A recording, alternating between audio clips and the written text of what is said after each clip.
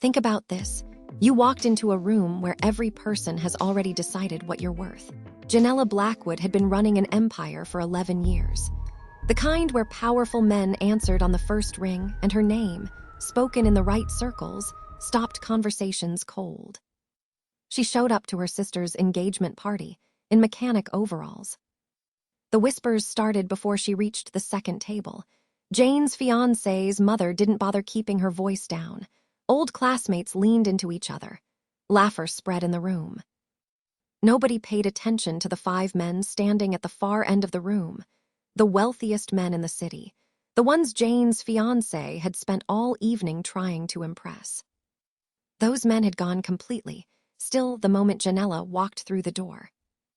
One of them set his glass down slowly. None of them spoke. The people laughing had no idea what that silence meant. But they were about to find out. Jenella and Jane Blackwood had grown up with nothing but each other. No safety net. No backup plan either, just a promise made in a small apartment on the west side of the city. Whatever happens, we stick to each other and never leave one standing alone. Jane had built her life carefully. A business, a name, a future with a man who came from the right family and said the right things. She'd sent Jenella the invitation weeks ago with a handwritten note at the bottom. Be there, big sis. And Jenella endeavors to be there.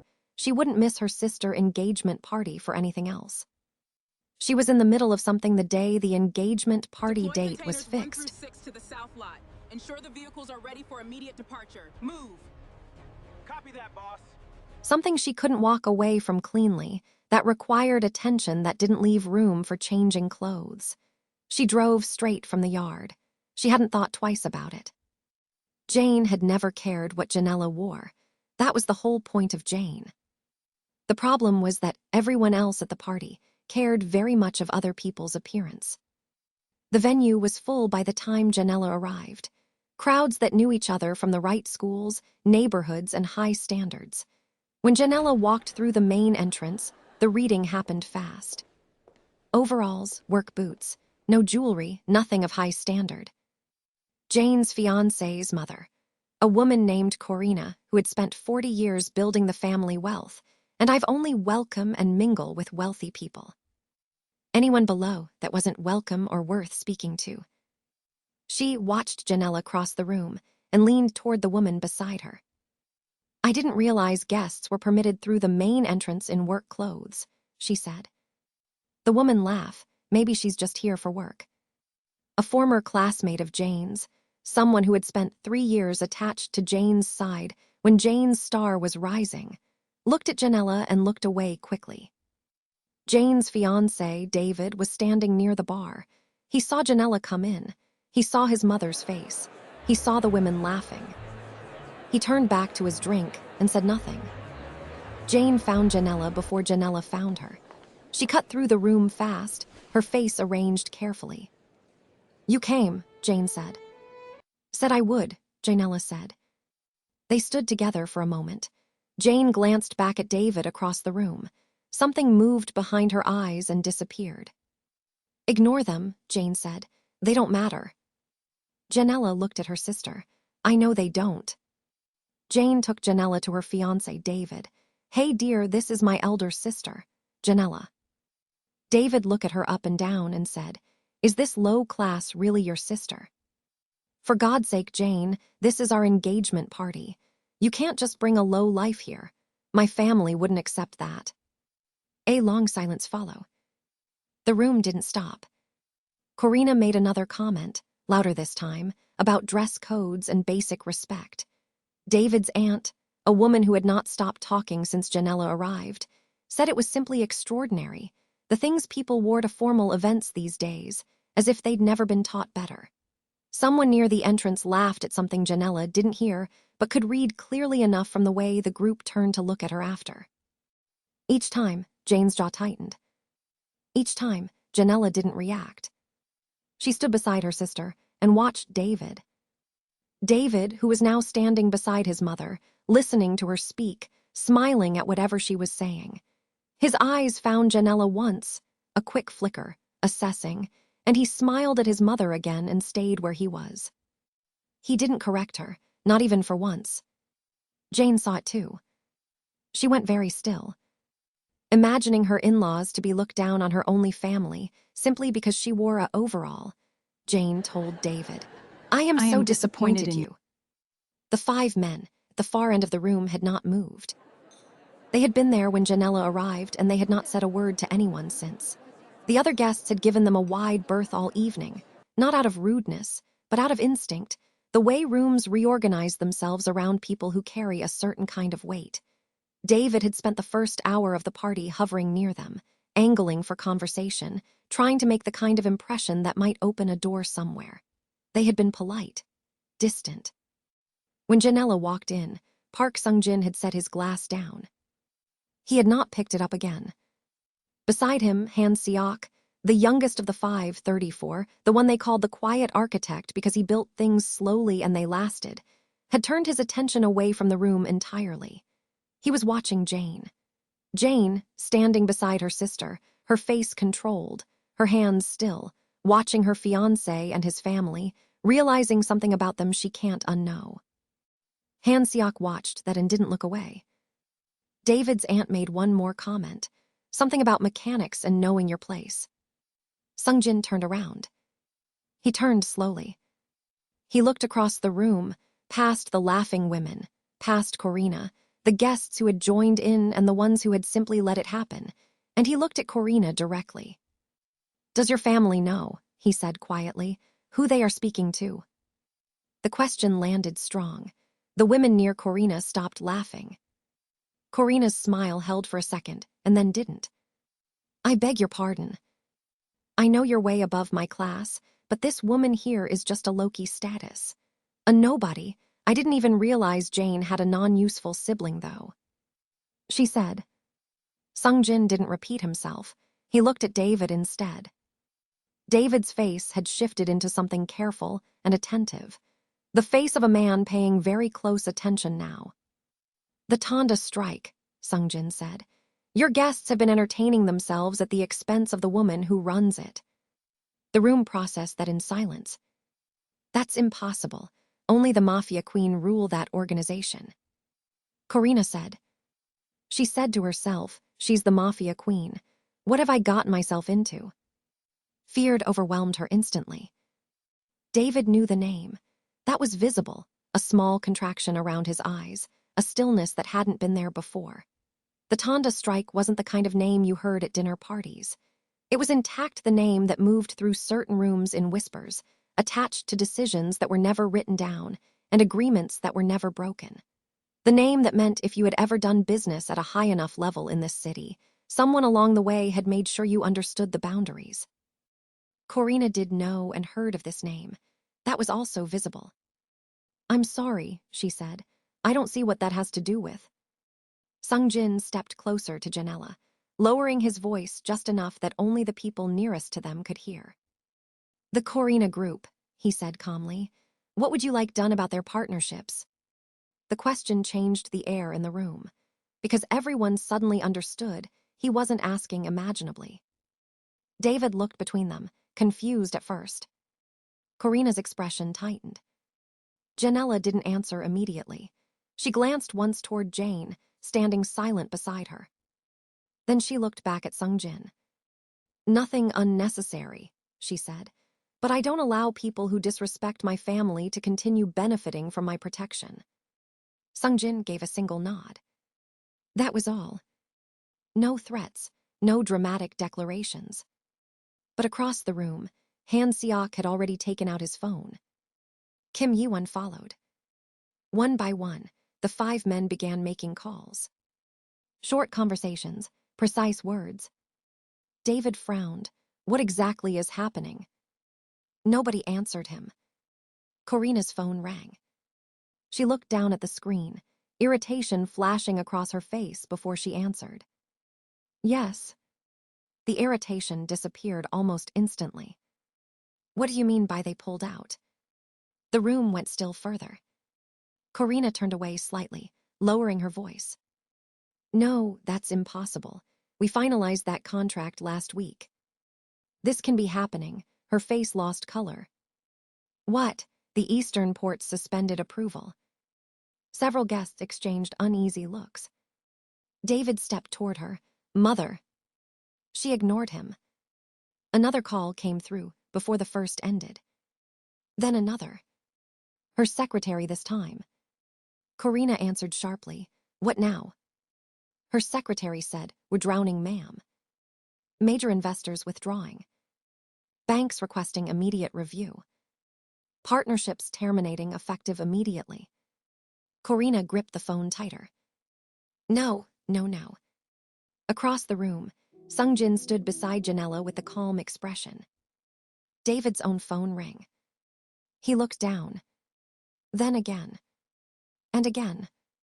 Messages flooded the screen faster than he could open them. One investor canceled a meeting. Another demanded reassessment. A shipping partner suspended operations indefinitely. His breathing changed. "This doesn't make sense," he said quietly. Han Seok finally looked at him. "It makes perfect sense," he said. David stared at him. Han Seok's voice remained even. "You built your future on relationships you never understood." He glanced once toward Jenella. "And tonight, you insulted the person holding them together." The silence after that felt unbearable. Around the ballroom, conversations had completely died. No one was laughing anymore. The same guests who had mocked Jenella earlier now avoided looking directly at her, as though eye contact itself had become dangerous. Korina lowered the phone slowly. For the first time that evening, fear was fully visible on her face. David looked toward Jane desperately. "Jane, please. Help us plead with the Mafia queen for mercy, please. You all disappoint me and disrespected my big sis on our engagement party. There's no going back from this," Jane said quietly. Jane stepped beside her sister again. And for the first time that night, the entire room understood exactly who had been standing among them all along. "Every contract your father signed with the Eastern ports in the last 9 years," said Kim Yi-won, the second of the 5, without looking up, was cleared through her office. Korina stopped talking. The room had gone quiet that wouldn't recover quickly. Jenella hadn't moved. She was standing where she'd been standing, beside Jane, watching the room with the same expression she'd worn all evening. Unhurried, calm and comfortable. David crossed the room toward her. His hands were trembling, the gesture of a man about to explain himself. "Jenella," he said. "I'm sorry," then a quick pause.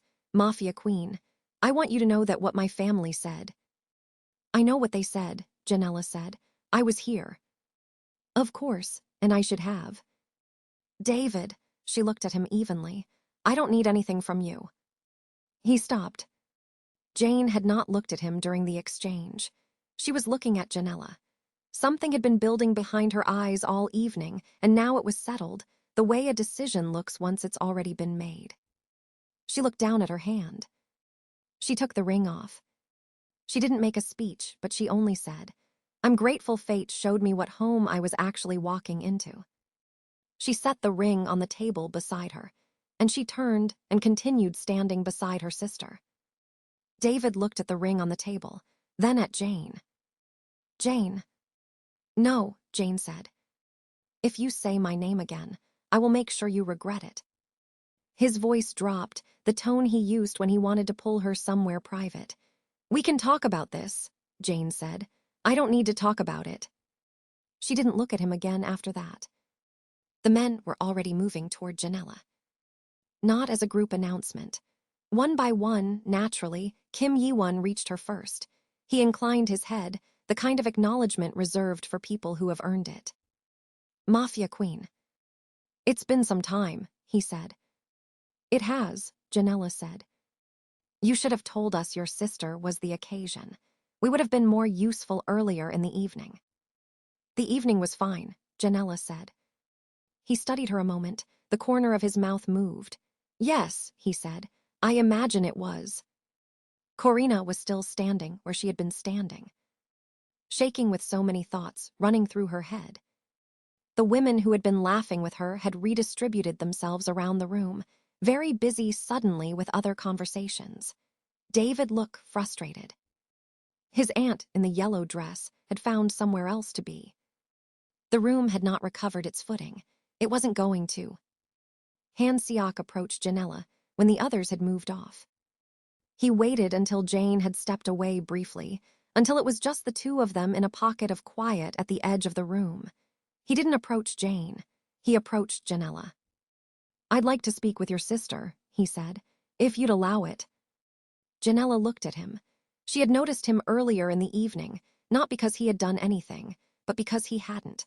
While the rest of the room had performed and maneuvered and laughed at the wrong moments, Han Siok had been still. She had watched his attention stay on Jane's face the entire time the room was unraveling.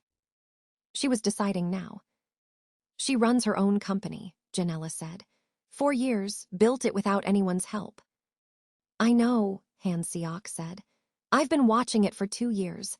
The infrastructure model she published in January.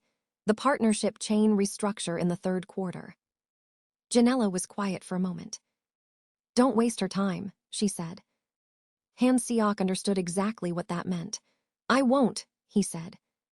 He found Jane near the window, standing in the same spot where Jenella had found her earlier, looking out at the city, the ring no longer on her finger. "Han Siok," he said when she turned. "I apologize for the timing. I won't take much of it." Jane recognized the name. Most people in the city would. "I've been watching your company for 2 years," he said.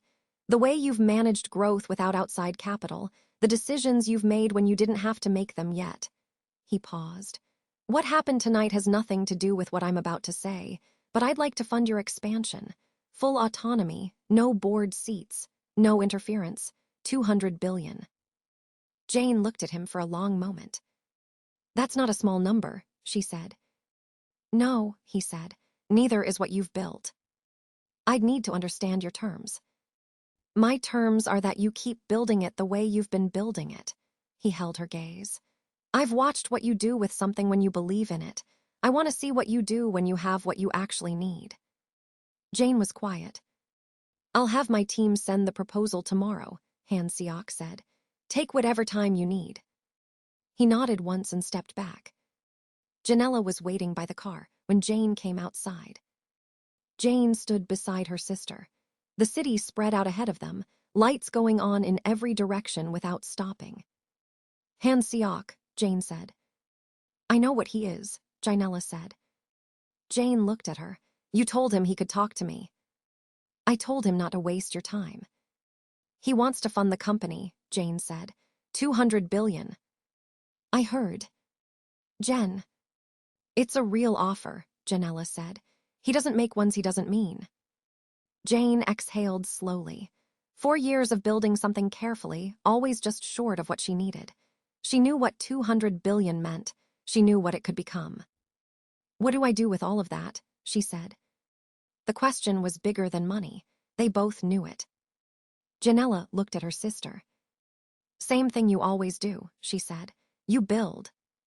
Jane turned and looked at her, at the overalls, the work boots, the Mafia queen who had driven straight from her empire. She ran quietly without no one daring to challenge her, to stand in a room full of people who had decided her worth before she opened her mouth.